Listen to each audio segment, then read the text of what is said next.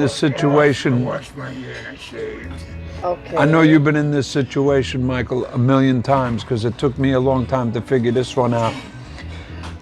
When I first started, and up until recently, I was basically veritably a bull in a china shop. So when I would walk in sometime to a director or producer, and they would get a little catty with their remarks, I'd be like, who the fuck? Are you talking to me, you motherfucker? You're gonna talk to me like that? And be like, John, it's an audition. It's an audition. I'd be like, listen, I don't give a fuck what it is. I don't give a fuck who you are. You don't talk to me like that, you mother. John. That never happened to you, did it, Michael? No, I mean, I used to like bring loaded guns to my audition. Watch them run.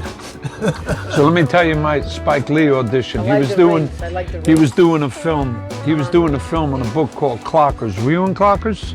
No, Spike and I never quite. And me neither. So there was a lady named Aisha Tyler.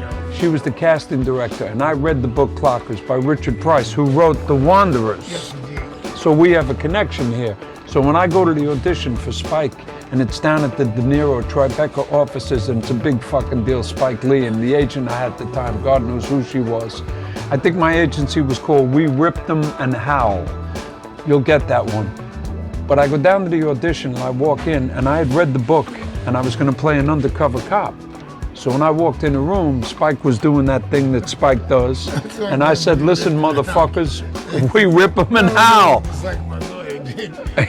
Do we fuck them and howl? Do we fuck them and howl? They're related to we rip them and howl. They're all derivative. When I went into the room, Spike Lee said, hey man, I said, motherfucker, everyone get on the floor. He went, what?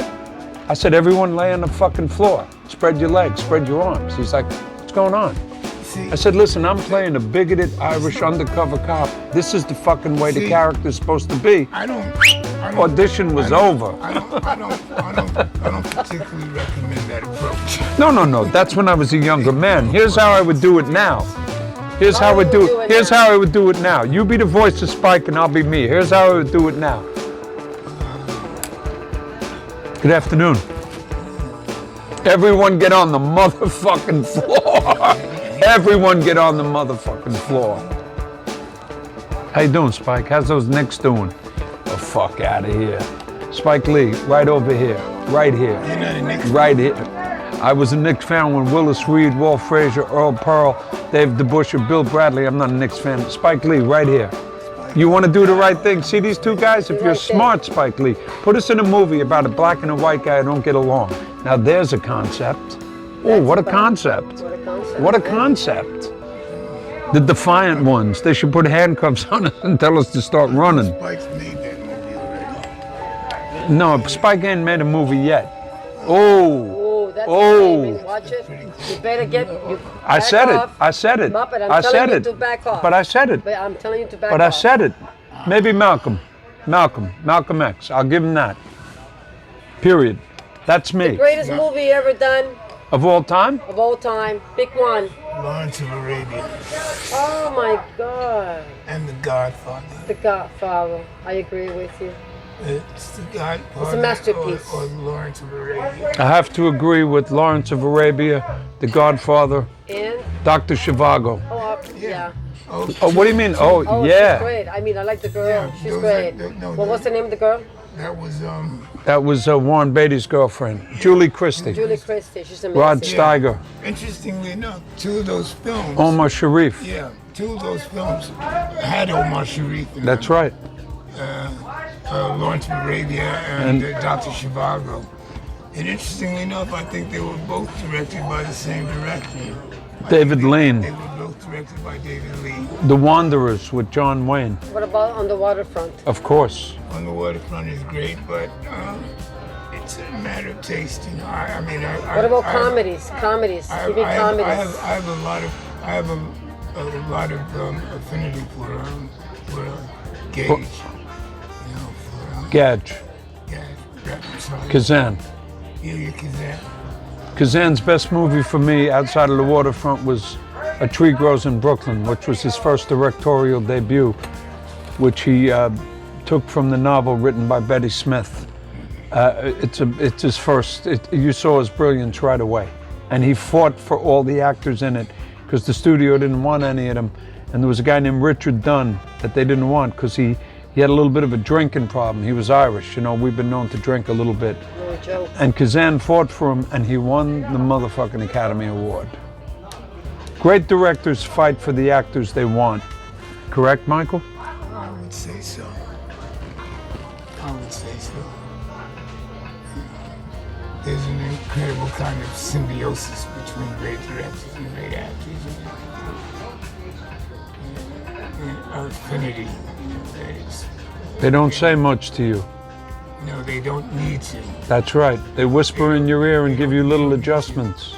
That is the hallmark of great directing. That's right. They say nothing. Is the fact that they choose the right actor for the right part, and they have no need to say anything. Did you ever Yeah, work it's for like- Sidney Lumet? No, I was close to Sidney though. I worked with Bob Altman, and Sidney was on the set of Streamers, you know, while we were shooting that film. So, Sidney Lumet.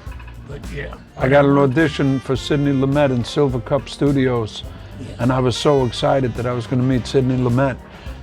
Lou teased- DeGimo, remember Lou DeGimo, the casting director? I teased Sidney when he was down in Dallas. And you know, And when I went to see Sidney, I had my material, everything ready. I drank my coffee. I was standing in Astoria 30 minutes before the audition, going to Silver Cup Studios to meet the great Sidney Lumet.